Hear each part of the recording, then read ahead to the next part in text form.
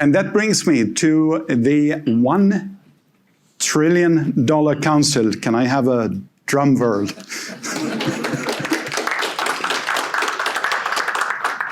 These 5 projects we've done jointly. I'm not going to go through them now, but we've done 5 joint projects, and we're going to talk more about that in the Fireside chat. And that started our cooperation with the Council, started in 2015 when we did international benchmarking of how to best organize foreign direct investment, looking at the leading nations of the world, Europe, China, Sweden, Netherlands, Singapore, and so forth. So we'll talk about more on that, but it's a cooperation that we've had with the Council dating back to 2015 that is ongoing. Now, in a moment, we're gonna start the Fireside chat. I'm gonna show you a little bit of statistics regarding sovereign wealth funds. We're gonna look at the real statistics here. The real statistics is that the net worth of Elon Musk, and this is very fresh analysis from the team, 24 hours ago, we did the summary of this. 223 billion US dollar, not trillion, 223 billion US dollar is the net worth of Elon Musk. Bernard Arnault, 181 trillion US dollar, billion US dollar, not trillion. Jeff Bezos, 178 billion US dollar, not trillion. Sums up to 582 billion US dollar, not trillion. Now, if anyone of you here today happen looking in the pockets and say, oh, I got the trillion US dollar. And I guess there's only one man that could claim that here today. If you were to find that, you could buy out the net worth of these 3 individuals, and you would have 418 billion US dollar as pocket change. So that, ladies and gentlemen, and your excellencies, this is how much a trillion US dollar is. And that underpins how very special it is for us to have this conversation here today with somebody that has propelled this organization representing 1 trillion US dollar. Oops. Let me also ask you another question as we go into sovereign wealth fund statistics. What do you think is the biggest sovereign wealth fund in the world? From which country, which nation? Not the name of the fund. What? Norway. Norway, you knew that one. Very good, very good. Now, if we were to sum up the largest 100 sovereign wealth funds on the planet, and we would sum them by nation, what would be the top nation? Would it again be Norway, the US, China? Who? China. Have you seen this presentation before? So this is the real story. These are the top 10 sovereign wealth funds in the world. Norway is the largest. Then we have 2 of the China funds. Number 4 in the world is Abu Dhabi.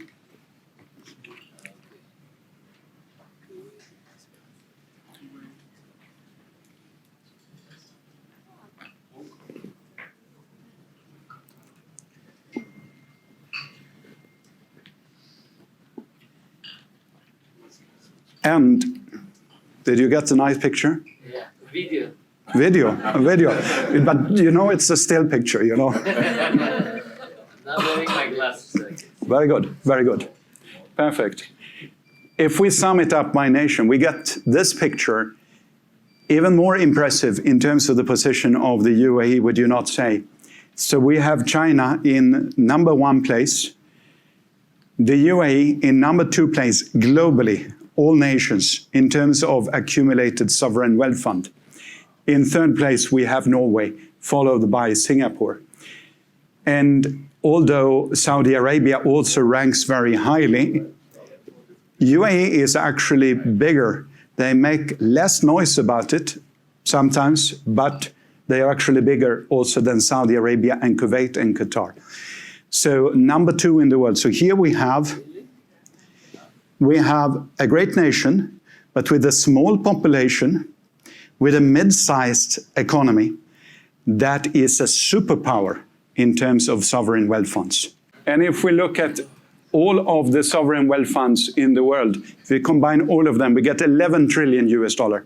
Out of those 11 trillion US dollar, 2 come from the UAE. Isn't that extraordinary?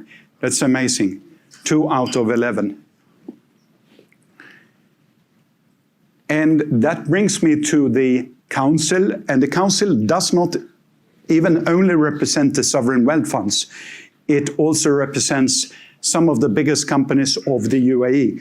Now we have come to the part in the presentation where it's my great honor and pleasure to formally introduce to you His Excellency, Thank you. Jamal Jarwan, the Secretary General of the UAEIIC, my client and my dear friend. Thank you, Erik. Thank you. Appreciate the introduction. Now, so I think we can all agree that $1 trillion is a lot of money. But Your Excellency, dear Jamal, how did it all started, this idea with the council? Thank you. First of all, Erik, you really surprised me too of the latest slides. And this gives you a glimpse of how UAE is evolving. It's really expanding and growing, and the story still unfolds to be told in totality. The idea started back in 2008. 2008, we had faced a lot of challenges. Challenges that is dealt with FDI outflow that we have exported capital to, especially in the emerging market. Asia and Africa represented a big challenge for us to deal with, be it regulatory, be it legal, be it commercial. And the group of investors have met in 2008 with the Minister of Foreign Trade back then. She was the Minister, Sheikh Lubna Al-Qasimi. Sheikh Lubna was the Minister of Foreign Trade back then. And they have met with her in a casual meeting and expressed concern about their investment abroad. And the idea was agreed by the cabinet, why not to establish a platform where the private sector and the public sector can meet and discuss agendas related to FDI outflow, and mainly discussing about the challenges that they are facing. Surprisingly, no single person back then in the government or in the private sector would know how much size of UAE investments abroad. And the agreement was so quick at the cabinet to immediately establish this council. And it was submitted by the Minister of Foreign Trade, Her Excellency Sheikh Lubna, and it was instantly approved to establish this council. And the uniqueness of this council was basically represent all the flagship companies of UAE. That is the first 10 that have joined in the consortium with the government was Mubadala, Ittisalat, Majid Al Futtaim, and others, Dubai Investments, DB World, those who are investing abroad or exporting capital. And the government has immediately formed it, and it took about a few years to put the governance together, and this is where it all started. Excellent. Let's talk a little bit about strategy. Now, you have, one thing is forming a council, but we all know you form something, you announce something, but to keep it going and to keep it growing, to attract all these magnificent companies, and most of them were not there at the start. You need a successful formula. You need a successful strategy. What was the underpinning strategy going forward from the formation of to continue to attract the biggest funds and the biggest companies? I think, to be honest with you, Erik, in the beginning there were supporters, and there were also a group of reluctant with this work because it's a new entity. And you have a group who really saw the need of creation of this council. The catch was, to be honest with you, the government being there and the council running it, being a minister chairing it and hold at least 4 meetings a year. That was fundamental success factor for the council to work. You need a minister to energize and activate this council and activate the governance. Once the investors see government's body are chairing and running the council, and then the rest of reluctant members have joined automatically.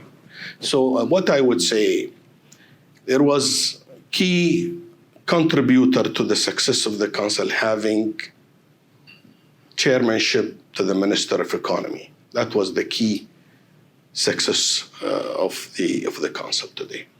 Without government, it will be difficult. Now, Your Excellency, you have seen the entire development of the nation from its birth and also the development of the sovereign wealth funds. When we were looking at the statistics a moment ago, we saw that the UAE is number 2 globally in terms of sovereign wealth. Now, of course, you can discard this and say this is only oil and so forth, but we also know, even though you have a lot of oil, you don't have the biggest reservoirs in the world, and yet you are number 2. You are bigger than Saudi Arabia, you are bigger than the other Gulf countries in terms of sovereign wealth. What is your reflection? Are you surprised when you picture yourself as a little kid some 40 years ago? Would you have expected this to happen?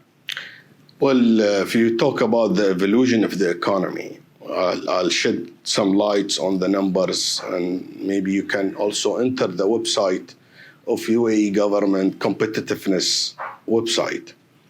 If you go back to 1975, the GDP of UAE was about $58 billion. In 2020, these are official numbers. The GDP in 2020 have reached $1.3 trillion. You can see the growth is phenomenal, is unseen in any countries in the world. If you compare in 50 years how UAE has evolved. The number of tourists that have visited UAE has also grown exponentially.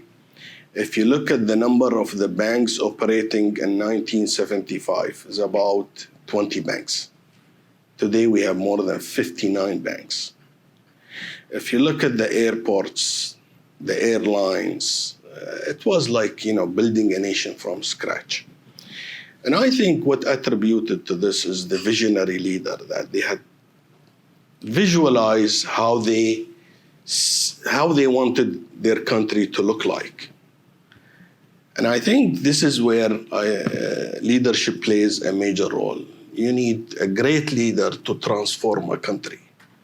It doesn't happen automatically. You need a pool of talent. You need a tool of expertise from abroad. We have to realize that as UAE, we've been helped by many people who came and decided and live and bring their families and flourish. So it's a components of talent, a visionary leader, and prompt execution.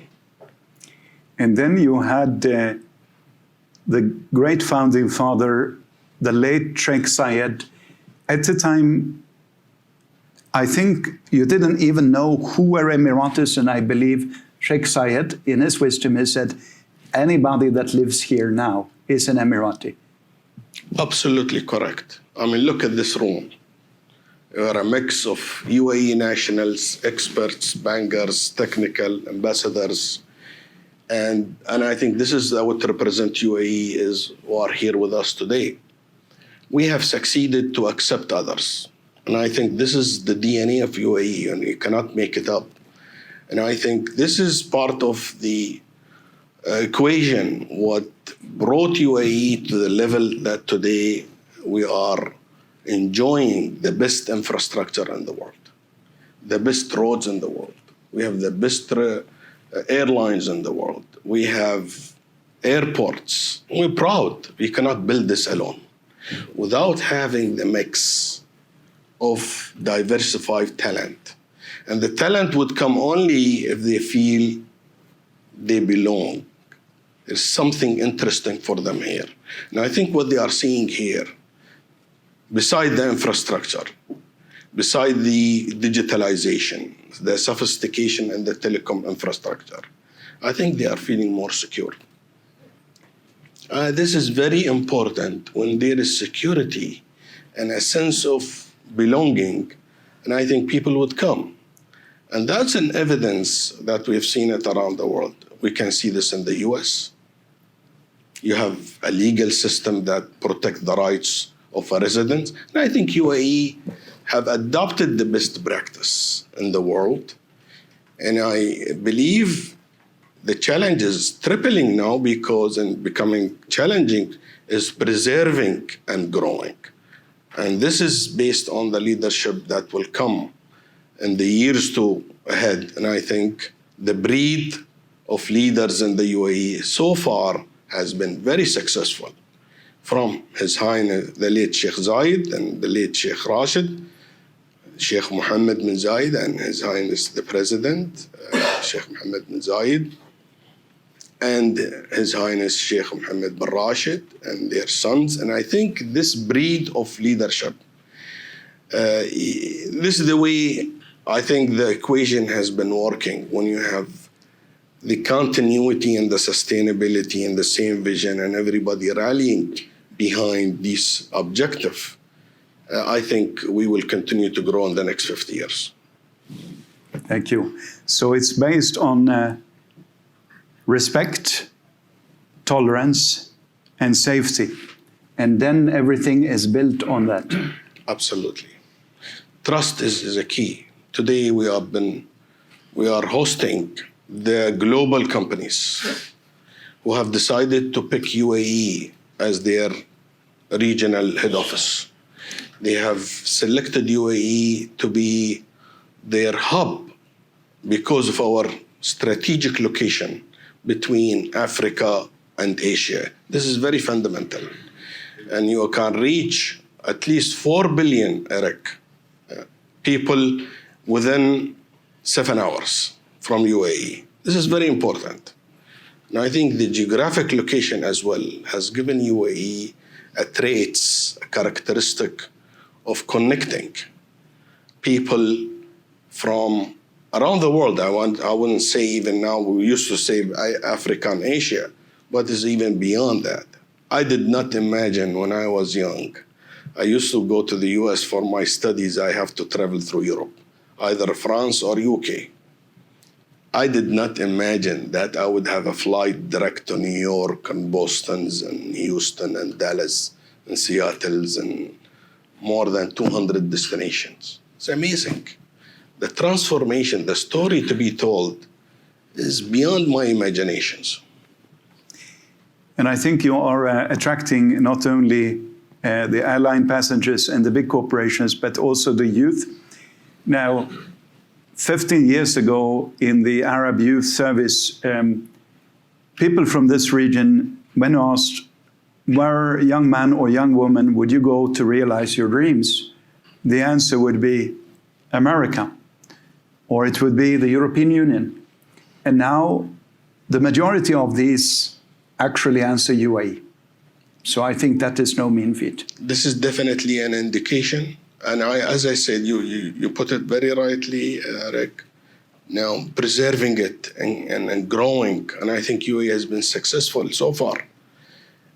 We still, and if you look at the GDP, last year, 2023, I think UAE and GCC countries, and I think according to the IMF and the World Bank, are the only country that is growing beyond 3%. This is amazing. And after COVID, still this number to some countries is yet to be achieved. But this is evident that it's 2023, in spite of the challenges, in spite of the inflation rates, in spite of the interest rate, The lending became more expensive. The banks were more constrained on capital. UAE continued to invest in a difficult time. And I remember, this is very important to mention as well, and just to reflect on how we see the world. In the middle of COVID, where the whole world was closed, we had two sovereign wealth funds that have kept investing. If you remember the Geo network, where Adia and Mubadala put about $2.2 billion in the Geo network in India, and the Reliance network. This is in the middle of COVID, where traveling was banned, accessibility to data were about limited, but UAE kept going and growing and continuing. And I think today we are harvesting in 2023. That philosophy is non-stop in spite of. Is how UAE, I think, to indulge further on this, is how you deal in crisis. This is key point to address because if you manage crisis correctly, this is where I think the success lies in. And we'll touch about this foresightfulness and this longevity or this long-term thinking of the UAE in a second. Before we go into that, you have $1 trillion US, and as we saw in the world picture on sovereign wealth funds and so forth, very few nations have the same. How do you use this leverage? This is very important point as well. This is, you are today, Erik, addressing a very important point. Is investments, the growth, its economy, is circulation of liquidity. This is the whole game. And to tell the story correctly and comprehensively, and how we leveraged when we got in there, to be honest with you, investment is something not commonly discussed or addressed. This is the nature of in this part of the world, where you don't have raw data immediately available. Everybody was working in silos, and maybe some people in this room would agree with me. Everybody investing discreetly. Why? They don't talk about it. And if they face challenges, barely they would disclose what issue they are facing. It's the nature, I think, in this. I lived it when I was in the seat of working with investment banks and working in my organization, Etisalat, how we invest. We would travel to countries, we would not even visit the ambassador. It's your country ambassador. It has to be discreet. It has to be confidential. And that put us in trouble, to be honest with you. Working in silos, not with government, not with other peers investors, give you this connection of reality. And talking about what UAE has an investment abroad, that would be absolutely top confidential. No one, you would not find prior 2015, any statement in the press said what UAE owns abroad. This is secret. While it is already available, and one of the sources you have put is the Sovereign Wealth Fund Institute. If you go back to that slides again, that's a very reliable source where Erik is bringing his data from. This one, the Sovereign Wealth Fund Institute.org. They are monitoring all the FDI and the investment abroad systematically. And when we established this council, and no one knows who's investing and how much investment and how much assets. These numbers, I need to be very frank about it. And my hunch and my belief, not hunch, I don't work on hunch, but we are beyond 2 trillion, to be honest with you. We are more than $2 trillion because this you're dealing with assets value. It's management value assets under management. It's not how much we exported. We have to be very careful in reading this number. This is the value of the assets. And the valuation usually varies. UAE today, if you talk about how much capital exported in actual, is more than $200 billion. That's more relevant to the FDI.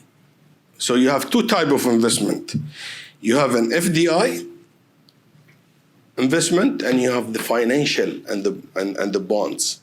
So it is something is measured and followed and recorded, and some still in the process. Some may have been realized but not been evaluated. So in my capacity as Secretary General of UAE International Council, I can comfortably declare it is more than 2 trillion. And that might be similar to the Norwegian might be more accurate. But as far as UAE, because we have two types. You have the sovereign wealth fund, and it's increasing daily. You need to update this every quarter. It used to be 1.6 2 years ago. Today is 1.9 because ADIA and Mubadala have been very active lately. And ADQ. Those are the three most active sovereign wealth fund of UAE.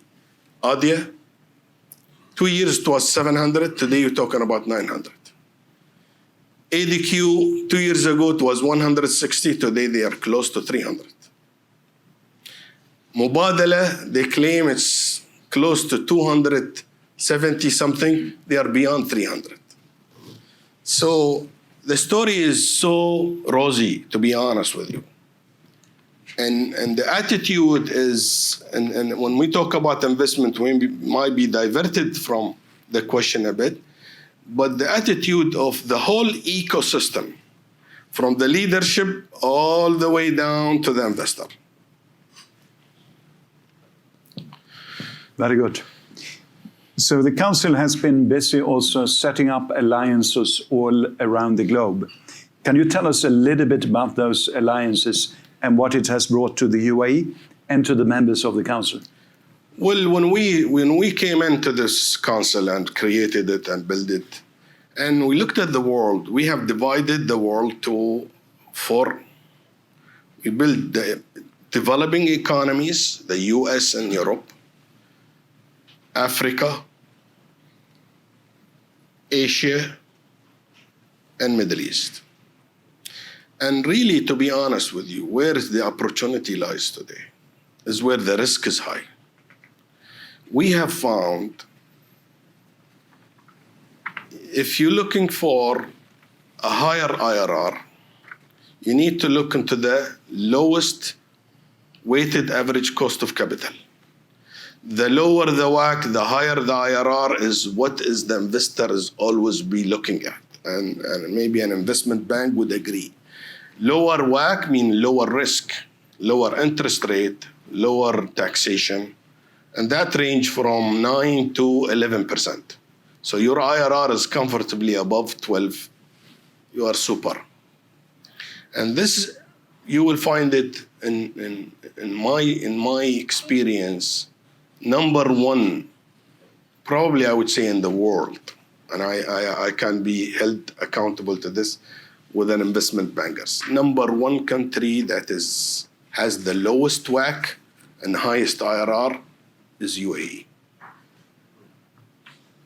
Second, probably I would say Saudi Arabia. The risk is low. You see we've seen the project. I just asked one of my colleagues in the council to tabulate some numbers. Number of projects, number of green field projects initiated in UAE versus the world. This is a new news, you can take it as official. And you probably have heard His Highness, the Vice President, and the Prime Minister, ruler of Dubai, His Highness Sheikh Mohammed bin Rashid, declared it 4 days ago, on Monday. UAE is number 2 after US in the world in attracting new FDI and new projects ever in the history. More than $70 billion, most of them accumulated. What does that mean? That means the banks, the investments community view US and UAE are the most attractive investment destination in the world. This is official, been declared, if you follow the news lately. So we are really, Erik, living in a golden days of UAE. This is honest. All is good. Everybody is happy. Look at the restaurants in Dubai. You cannot find seats. You probably, it's amazing. And the flight to Dubai are full. Dubai outflow is full. Sorry? Huh? Traffic. Yes, you're absolutely right. No, I'm honest about it because when you see the number, you need to analyze them. And couple of days, maybe, I like what Mohammed Al-Abbar mentioned. This is interesting. He was in one of the business forum and his video probably went spiral.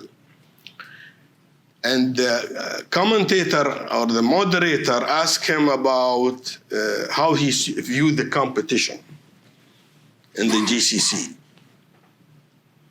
And I like the way he compared it, and I have also, I may add some to it. He said, in the Arab world, we have 400 million inhabitants. In Europe, similarly, there's another 400 million. Their GDP is 19 trillion. The Arab world, barely they can make 5 trillion. And he said, if we have competition, I am from the private sector point of view, this is good. If the governments bring up the private sectors and they get relaxed legislation, relaxed rules and condition for the investments. And I think way to go. And he compared the 5-6 cities in Europe. He said about London, Rome, Milan, Hamburg, Frankfurt, and he went on the list. And he said, in the Arab world, we have Dubai, proudly, he's correct. Abu Dhabi coming up very strong. And now Saudis, Riyadh and Jeddah trying to make it, which is good. But do we need more? Definitely we need more to do a 19 trillion. Beirut, he said, it used to be gone all these good days and God help Lebanese to come back again. Cairo is making, but we hope the dollar stabilizes and following up what's happening in Egypt. But it's tough. Now, Morocco with Casablanca, Rabat and Tangier and with the World Cup, it will come up, we hope. But the rest, long way to go, to be honest. And I know I'm recorded, but I don't mean in discrimination. We need, as this region, to emerge. Definitely. And the growth is clear. The growth is very clear. The risk is very clear. We have the lowest risk. If you can bring risk down, and I think, Erik, this is very important, I'm passionate about it. What does it mean? UAE over 50 years managed to bring the risk down. So your IRR goes up. That's friendly. I appreciate and I salute that policymaker. He bringing risk down, meaning he kills bureaucracy, digitalization. He kills corruption. He kills traffic jam. You're right. They are working now with AI to manage the traffic. Bring the best airline, provide the best services in the world. Kill regulations, 100% ownership to foreigners. Create an ecosystem, the councils, the supporter, the ministerial levels. And I think that's what the capitalism is all about. What capitalism is about, said whatever best for an individual, must be good for the rest.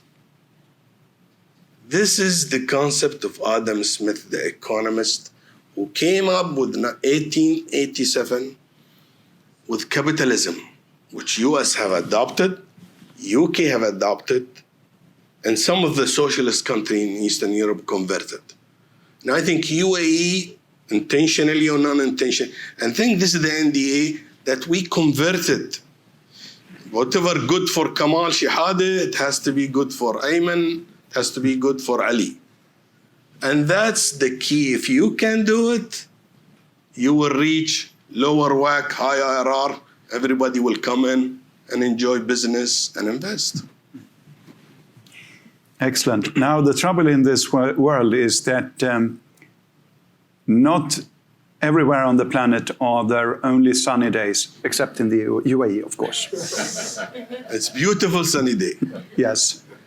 So now you are heading a council that is all about foreign direct investments, outflow from the UAE to other places around the globe. Now, in the council's founding documents, it says that the council should overcome challenges in foreign direct investments, all sorts of challenges in foreign direct investments. Can you mention a few of those challenges that were encountered and successfully solved through sunny days? Absolutely. I mean, one thing I think we have to stress on the motto of UAE, before I address your question in detail, some of the audience, I have worked with them on some of the transactions and successfully resolved. I think now what UAE makes us successful is we invest as a group. In any country we go, and I think this is the motto of the council. Now we have, I have to be reasonably also logical. I cannot say we minimize the issues to zero. We still have some issues, but not major. Not major. The major problem, it used to be in 2008, 9, 10, where we used to be discreetly everybody investing here and he declared next day, surprisingly. Not anymore. Today, I am really honored to announce the level of complexity of our investment abroad has decreased 80%. Because UAE is highly recognized as a strong brand. Because UAE has been recognized as a serious investor. Because UAE work together in a group. If you harm Etisalat in country X, DB World will not invest, as an example. If you harm Abu Dhabi Port, Majid Al Futtaim will not invest. Now, the countries were a bit difficult, start realizing creating a problem for $1 billion will harm an inflow of few billions. Now, let's come to the issue. So we work this 9 years. I have seen it decrease 80%. This is the main purpose of creation of UAEIIC. We're not to be in social media and we look nice. No. Day one, I got on this job, nothing but except to deal with our members and deal with their problems. And I have to admit, is we faced in 3 countries tough issues. Could bring the owner or the investor to multi-billion-dollar penalty. In countries where legal system is extremely complex, highly competitive, and the ruling, the governance of that country extremely complex even. So it was 2 years in a row, and one of the issues I had to deal with.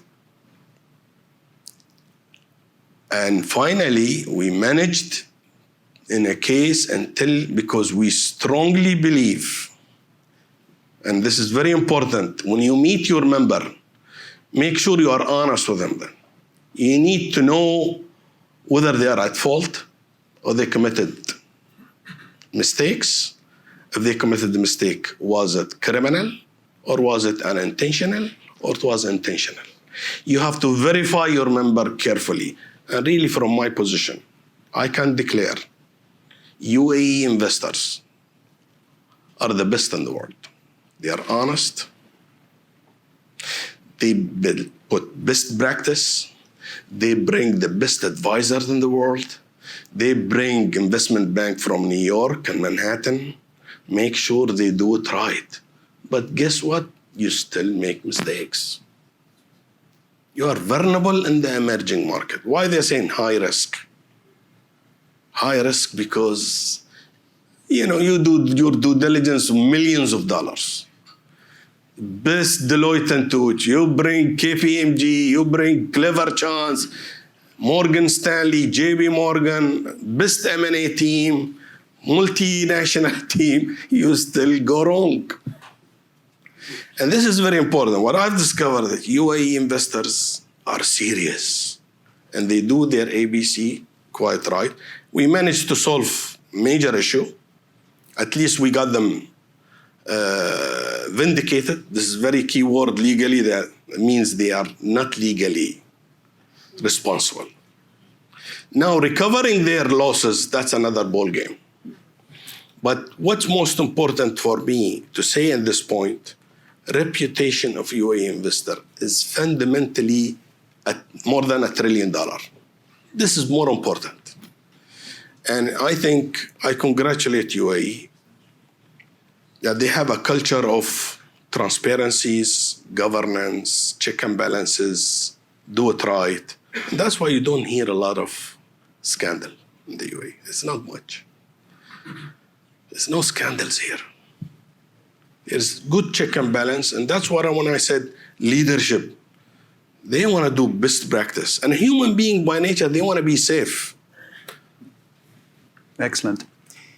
9 years ago, you called me and you said, Erik, can you help us? We are growing this council. The very first thing we did together was international benchmarking of similar councils. We looked at the American model, we looked at the Chinese model, the Singapore model, the Dutch model, the Swedish model, and so forth. And what we found was that there were many examples of attempts to merge the private and the public in a private-public partnership for inwards and outward investments. Some of them involved trade as well. But very few actually succeeded in effectively bringing together the private sector and the government under one hat, because fundamentally they have a little bit different motives, don't they? But you succeeded. You succeeded in bringing the government and the private as partners inside of one council. So what was the basis for the success? This is interesting, and it might sound a pitch of a promotion pitch for Mr. Erik. I came across in one of the events, our brother here, Bokar, he calls Samine. It's a telecom event he does every year, and I used to be a veteran at Salat. I said, Jamal, why don't you come? Still you have friends in the telecom industry. I said, I'll come. I came the evening, it was Atlantis. The big tent. I met Erik. I didn't know Erik before. It was 2015. It was really a fine gentleman as you see him. What I've seen him and I've known Erik of high integrity, highly focused, and professional. I liked Erik, the way he speaks business, the way he deal with the client. I felt professionalism. And I'm handling a council. I'm the only one in the council. I'm only single staff. So naturally, you will need consultants, right? So I thought I have legitimacy to ask Erik to engage with us, especially Swedish. Swedish are known of like the tanker builder. So I had he ticked all the boxes for me. So I bring Erik and I said, Erik, I don't have money for any consultancy. He said, fine. I said, I'll bring you to the board. A board full of the big names. He knows what he's embarking on. But he did not, really, it was not a sales tactic. He said, Jamal, genuinely, I want to help. So he came to the board. I had one off-site meeting with His Excellency Sultan Mansouri, one of the greatest guy I've ever come across in my career. I said, Your Excellency, I'm bringing Erik. I said, I don't know Erik, but I trust you, whoever you're going to bring. And then I brought Adia, Mubadala, Tisalat, Majil Farkan, Group CEO back then. I remember Ministry of Foreign Affairs, Ministry of Finance, the room was full. And Erik, I said, Erik, you're going to be in front of the big funds. And you need to tell them the story of how we want to build this council.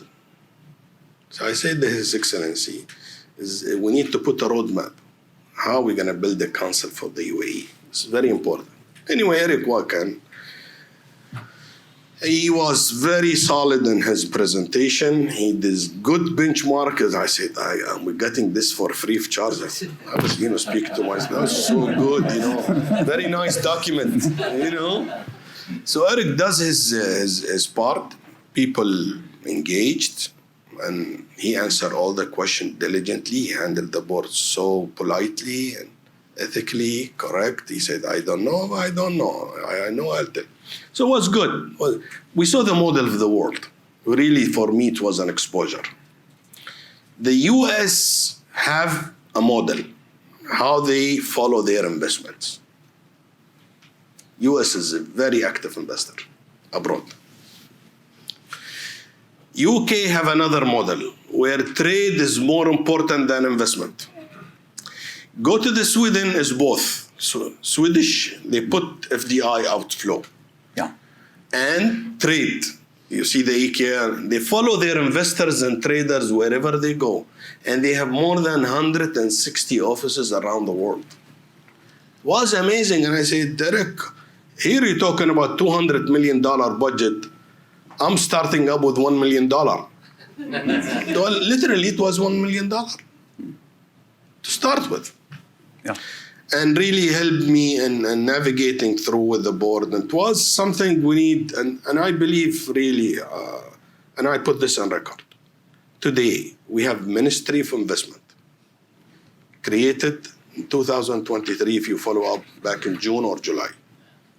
UAE decided to put a full-fledged Ministry of Investment for outflow and for inflow. And I'm proud that my country has finally created this ministry because it's very important. We have a lot at stake. I'm very happy. Did we contribute to the making? I honestly believe, yes, we did. Did we create the culture? Yes, we did. Did we create a buzz? We created a lot of buzz. I asked my director of PR back in 2015, I said, I want you to inflate the social media about FDI flow. You be in LinkedIn, Twitter, Facebook, Instagram. And people criticize, and maybe we were framed as social media champions. But really, I think put the words out. And I speak in US Invest, in Washington, D.C. A week later, I'm in Indonesia or India, or I had a roadshow 9 years speaking about FDI and UAE investments abroad. It's really a worth investment, worth pursuing. Excellent. We're going to talk a little bit about the governance and transparency, hot topic around the globe. It's kind of one of those things that you notices, especially when it's not working, right? We get these scandals that we don't like. So governance and transparency is important, of course, everywhere, but especially for a council with $1 trillion US. How does the council work to ensure good governance, transparency, both internally to its members and externally to your important government stakeholders and the public? This is very critical. It's the whole thing around Secretary General. I'm the post. It is around him. To be honest, you need to manage the stakeholder very carefully. don't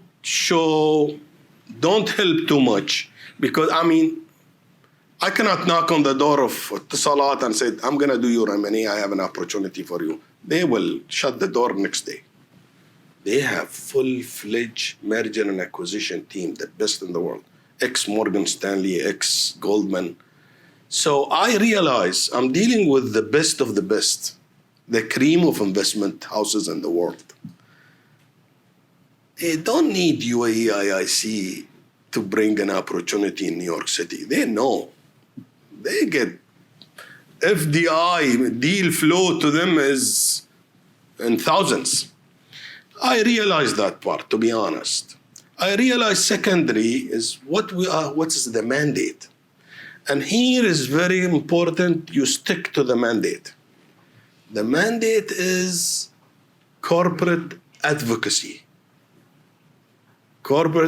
In a very professional way. And you got to speak the language this is well perceived by a bankers and a lawyer and a government official. I learned it because you need to, and I think that key success is not to intrude. Respect privacy of the investors. This is very important. Thirdly, you have to keep Chinese wall between the members because you might have competitors. I had in my council, I have Sovereign Wealth Fund, and I have 2 ports. I have DB World and I have Abu Dhabi ports. I'm exposed to some work here. I'm exposed to some work in here. I have to strictly abide by the rules of Chinese wall. Whatever I see in this part doesn't go to that part. If you do this, your history is finished. Very good. Now, you mentioned that during COVID, UAE continued to invest when some others stopped. We talked also about the founding father, the late Sheikh Zayed, and his founding vision for the country, that it was an inclusive model, and you worked for the long term. You embraced everybody. You had compassion and respect and tolerance, and you invested in your people and in interacting other people. Now, this is a model that I wouldn't say is lost in the modern world, but it's so rare to see it working effectively. You also mentioned Adam Smith and the Wealth of Nations, the Scottish economist that was kind of the father of capitalism. Now, capitalism also works, just look at Wall Street, but it's different principles and not always as ethical as this founding vision. Now, we live in a world that is obsessed with quarterly profits. You know, we are chasing the next profit, the next thing, the next deal, and so forth. Now, you lead a council where the majority of your members are actually not stock listed. Is there an advantage? Are you being able to take a long-term view in your investments that other investors are not?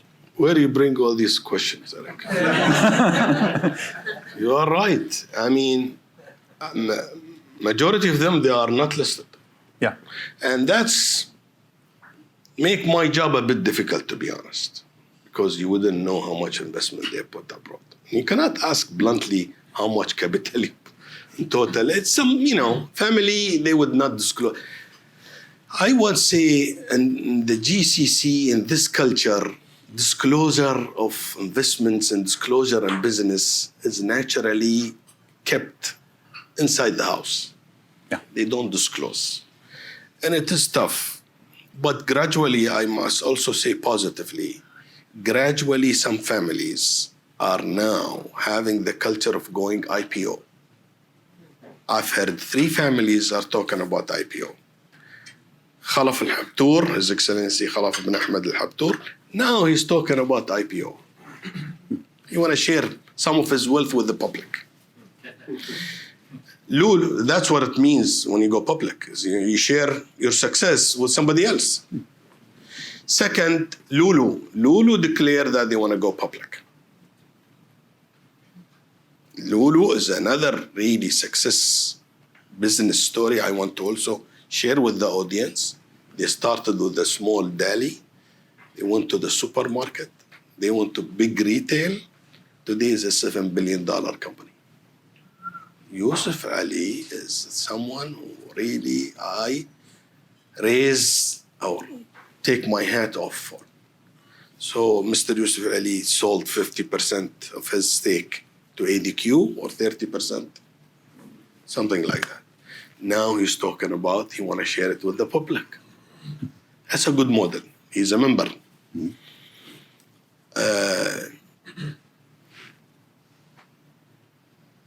Eventually, Abu Dhabi Port started government.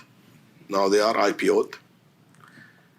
Maybe down the road, I cannot declare it on record, but I expect some families might go public like Majid Al-Futtaim, why not? So you're right. Being privately listed doesn't mean it's a lot of not disclosable, correct? But they are a good organization. I really dealt with them, Erik. Dealing with MAF, Majid Al-Futtaim, Lulu Financial, IFCO. You may not know IFCO. IFCO is the manufacturer of food. Probably you know him, Mr. Shiraz. And the Indian family came in the 70s and they built one of the best food manufacturers in Middle East. They operate in 50 countries. I dealt with them. I had dinner with them. I sat with them with honor. They apply best practice, non-negotiable, red lines, transparency, strong governance, strong team. They hire the talent. Nationalization policy is well implemented. IFCO, LIFCO, another one, a Lebanese company, LIFCO. They are also not listed, but they're not known. They are multi-billion-dollar enterprises. So really, we are not only limited to the UAE national level. Any company that have registered and started and headquartered in the UAE are eligible members. And what are the member benefits? Excellent. One of the, I think, most important benefit is what I've started my conversation with you, Erik, is the fast track to the minister, to the chairman. The chairman is listening to him 4 times a year. Excellent. This is very important when you have governmental umbrella. This is very key. The success of UAEIIC is where government plays the protection rules. Our motto again, we invest together and the protection is from the top. And I think this is what makes the UAEIIC sustainable for the 9 years in a row. This is, I think, 80%. When they have access to the Ministry of Foreign Affairs, they have access to ambassadors, and I'm very honored to. This is the game. This is exactly your presence today make the story clear. We work with governments, and if you don't know the other side of the government, I'm sorry. I mean, as the English saying, it's what you know. Whom do you know? It's not what you know. All of you that believe that the Capital Club here in DIFC Dubai is the best venue for discussing investment topics and economics, please raise your hand. Yes, 100%. 100%. Thank you very much.